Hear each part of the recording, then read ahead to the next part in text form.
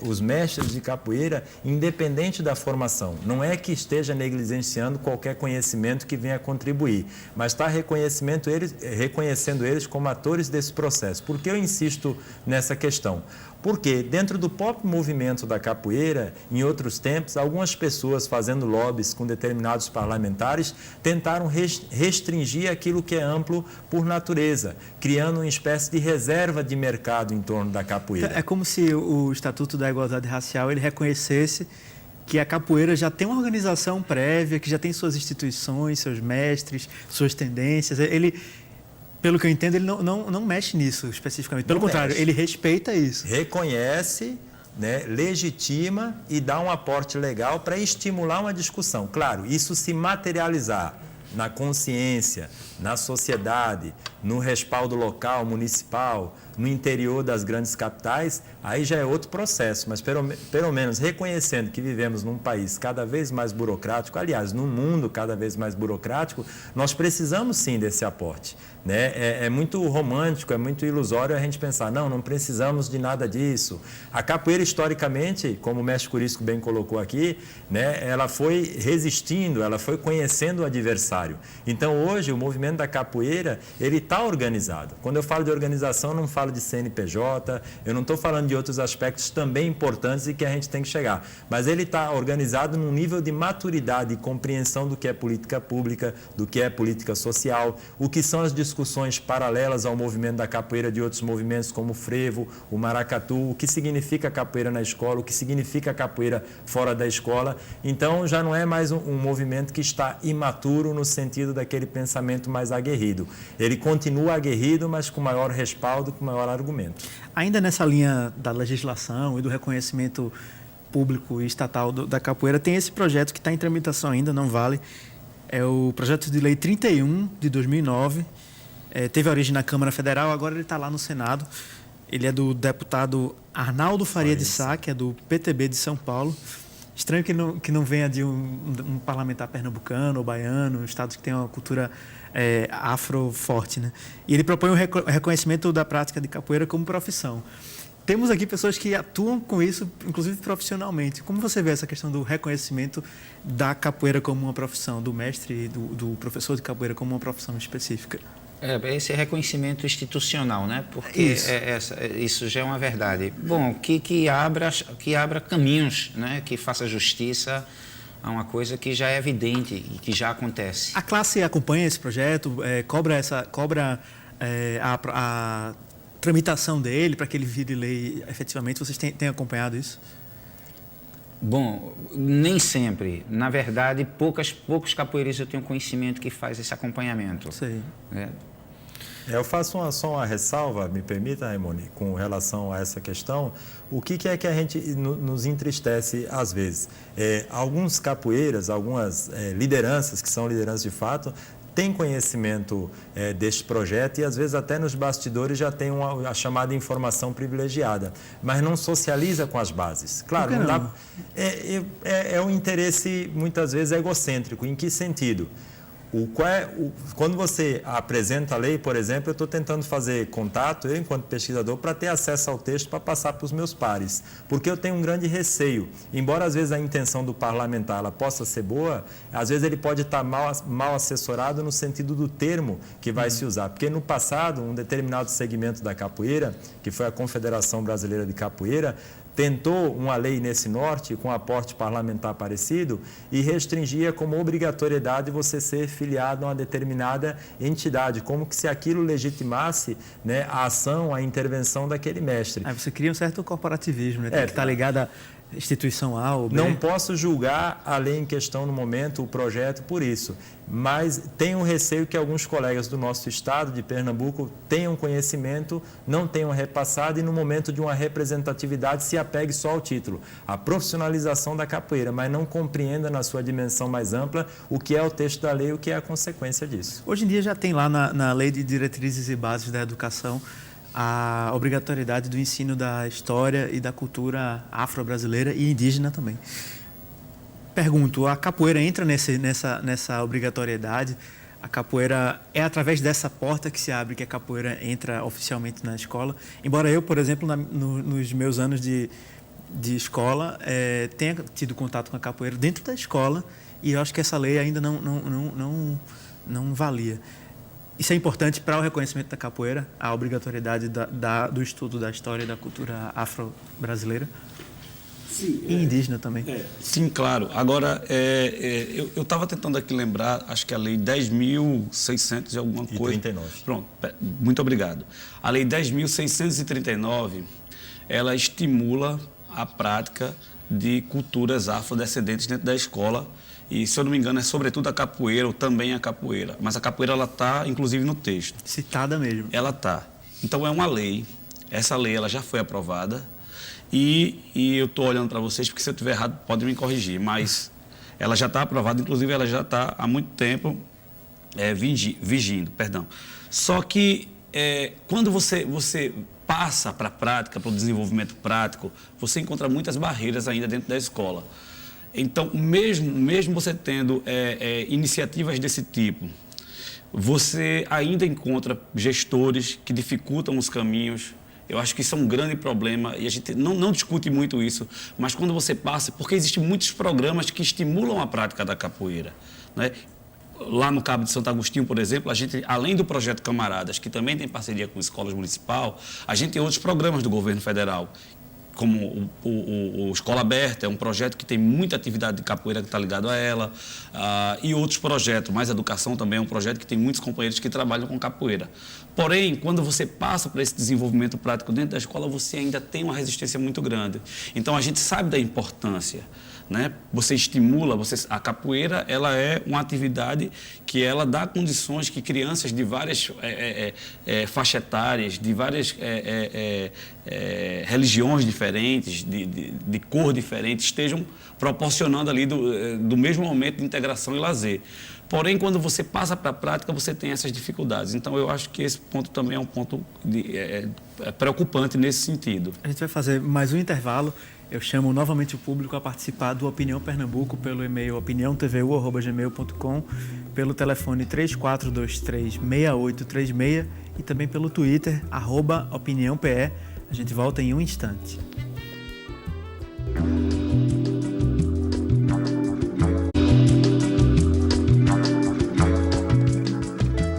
Estamos de volta com a Opinião Pernambuco.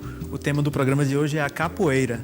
Participe do nosso programa através do e-mail opiniãotvu@gmail.com, através do telefone 3423-6836 e também pelo Twitter, que é @opiniãope. Já começam a chegar, na verdade chegaram já várias perguntas de telespectadores e telespectadoras. Queria aproveitar a abertura do blog para fazê-las.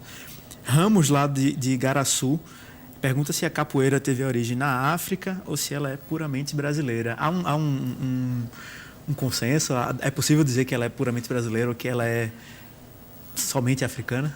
Não. O Muniz Sodré, né, capoeirista, estudioso, pesquisador, ele fala que o início é africano e o começo é brasileiro. E com certeza a prática da capoeira foi uma coisa de terras brasileiras, do contexto sociopolítico, né? Mas a alegoria, né, africana, né, a musicalidade, o jeito de corpo. Mas tem capoeira na África? Se eu for hoje, digamos, em Angola, posso encontrar uma roda de capoeira lá? Veja, você pode até encontrar na atualidade, mas complementando a contribuição do mestre Curisco, e eu concordo com ela, o Luiz Renato Vieira, por exemplo, ele disse que a capoeira é uma manifestação ressignificada a partir de elementos pré-existentes, predominantemente de culturas, no plural, africanas. Então, elementos gestuais, musicais, ritualísticos, né? O que ele quer dizer com ressignificado? Que dentro desse contexto sócio-histórico, político, econômico brasileiro, né, ele foi se reelaborando a partir de demandas sociais, predominantemente desses segmentos que ficaram à margem, né, da sua produção, à margem das leis, enfim, em geral. Então, pensar, por exemplo, que tinha capoeira na sua gênese fora do território brasileiro é equivocado. Mas pensar nessa alusão que foi usada pelo mestre Curisco, de um início, de um embrião, de um ideário, de um amálgama, vamos dizer assim, que chegando neste contexto de pessoas que foram escravizadas, pessoas que foram marginalizadas, pessoas que foram oprimidas, enfim, pessoas que ficaram à margem de uma maneira geral, a gente pode dizer que a capoeira, né, ela é brasileira. Mas dizer que ela é brasileira, em hipótese alguma, a gente está negando a sua ancestralidade, a sua africaneidade. Mas entender que ser brasileiro é reconhecer, né, essas contribuições em diversas manifestações da nossa cultura, que não só a capoeira. Imagino que no meio da capoeira essa seja uma discussão um pouco já esgotada, mas já que a gente está na TV aberta e que a gente é uma TV educativa, vale a pena falar isso. Para os olhos do leigo, como eu, a capoeira parece ao mesmo tempo esporte, luta, dança, arte, música, parece ser tudo isso ao mesmo tempo misturado, assim. Na ótica de vocês, algum lado desses, algum aspecto desses da música, da arte, da dança, do esporte, da luta se sobressai, ou ela realmente pode ser vista sobre todos esses aspectos? Bom, a capoeira ela é ambígua, né? Ela tem todas essas possibilidades que você colocou.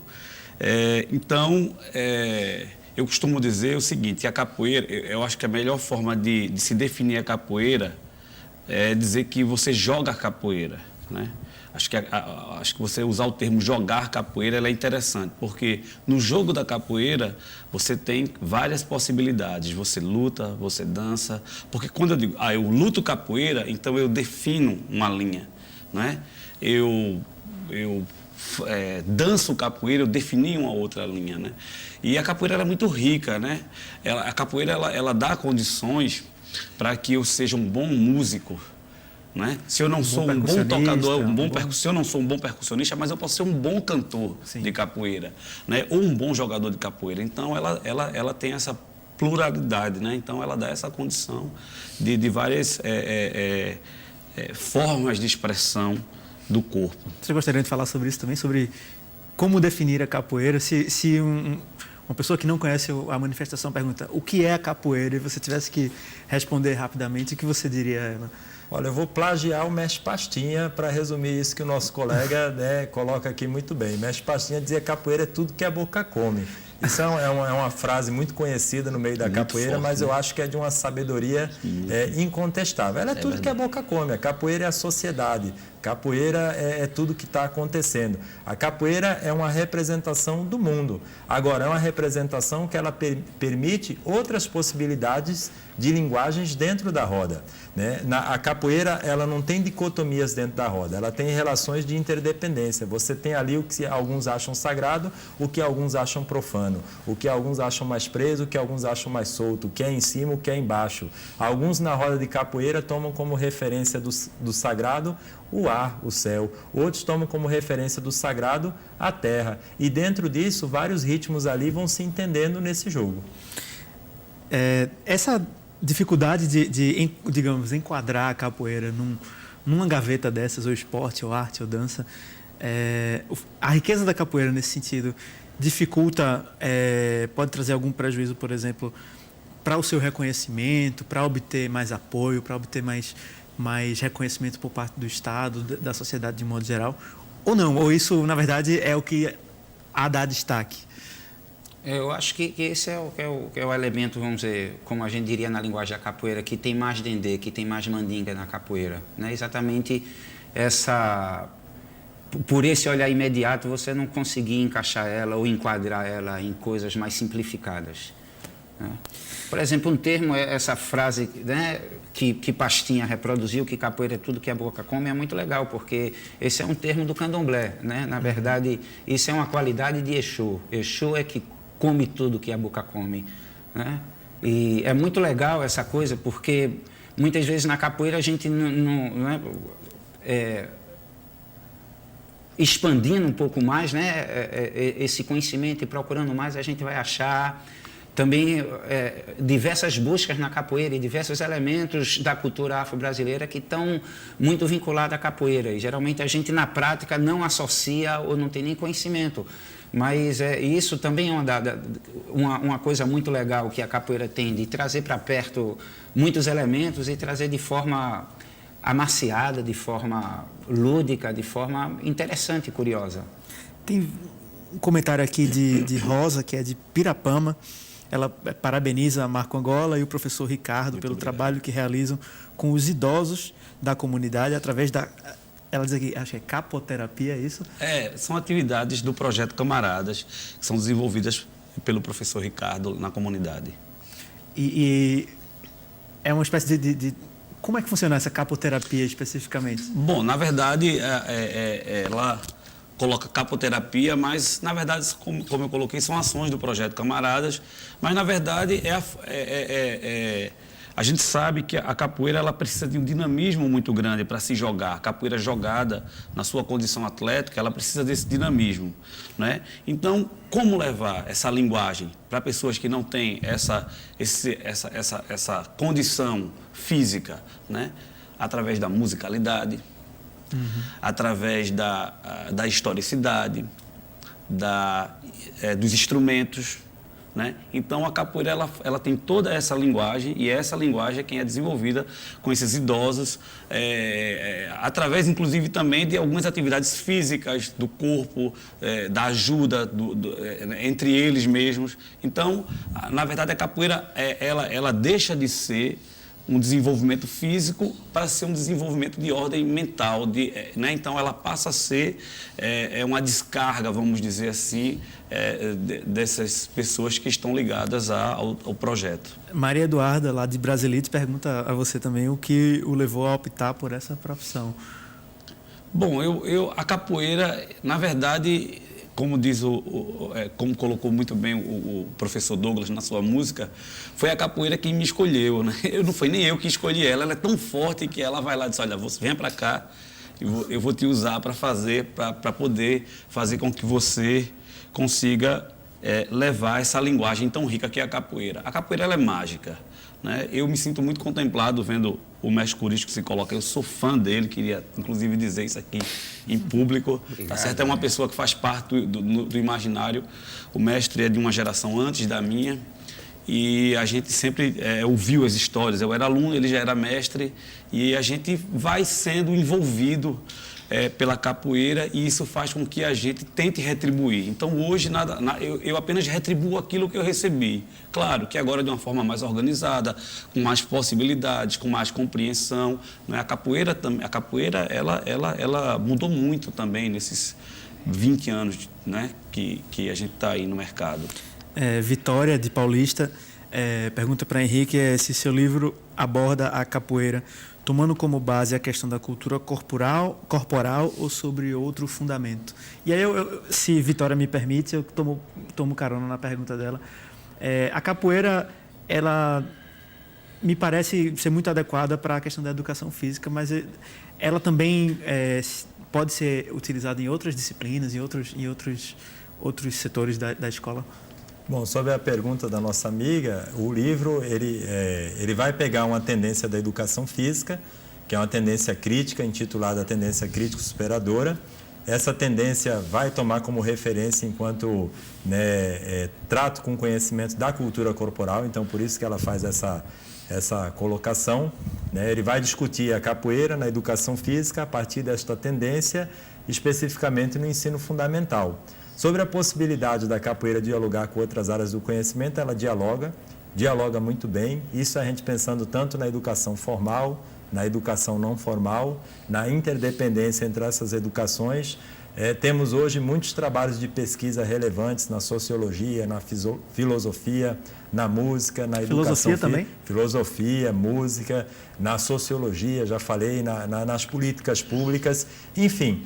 E o que é mais legal desses trabalhos não é o status de ser um trabalho de mestrado ou de doutorado, ou seja o que for, mas é que muitos dos pesquisadores são pessoas que vêm dos movimentos de capoeira, vêm dessas figurações da capoeira e vêm com um sentimento de dar retorno, né? Ou seja, dá esse retorno que o mestre Marco Angola coloca no sentido, poxa, a capoeira me deu tanto, qual é o retorno que eu posso dar para ela? E vai reconhecendo uma série de saberes que não tiveram espaço nessas laudas acadêmicas. Por exemplo, valoriza a oralidade.